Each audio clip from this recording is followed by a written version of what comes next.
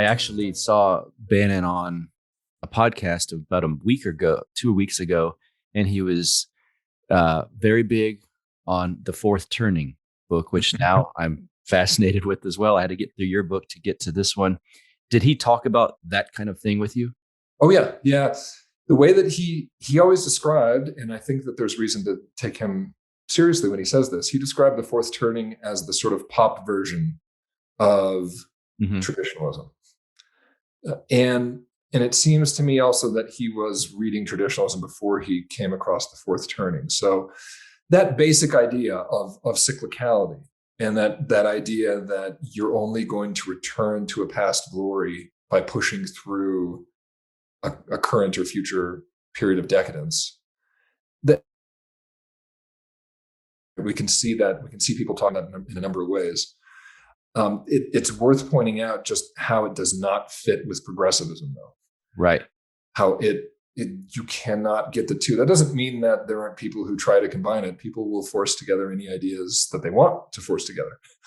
But at its core, there is a general genetic difference between the two of them in their conception of the past, the present, and the future. Because traditionalists, this also relates to ideas of identity. They don't really think that the past is something that's irreversibly lost to us, revocably lost, rather. They think that what we will become is what we were. And there's this a fate of eternal return to your previous essence.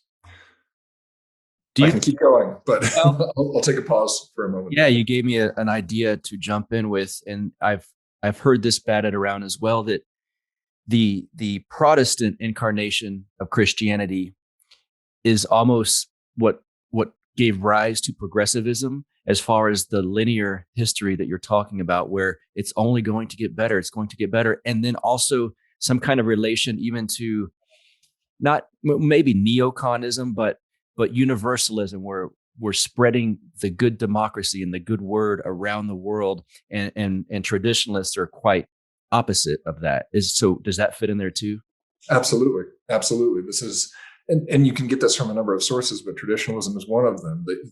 And traditionalist affiliated thinkers more recently would be counted among those voices arguing this. That really, it even is Christianity. People say Protestantism, but some would argue that it's Christianity writ large, that the Protestant Revolution was destined to occur because Christianity had built into it a linear, forward-thinking process, that it had built into it an individual relationship between the deity and the human, and thus that hierarchies would eventually be disintegrated through Christianity. That it had a separation between church and state. So the secularization of the public sphere was built into Christianity. And then, yes, as you were just mentioning, this universalism, the notion that God's salvation was equally available to every human being, every soul on the planet, as it was to Bronze Age Palestinians. Mm-hmm. So yeah, we're talking about globalization, secularization, individualism, all of those features, and progressivism, the belief in salvation coming in the future, being potentially derived from Christianity.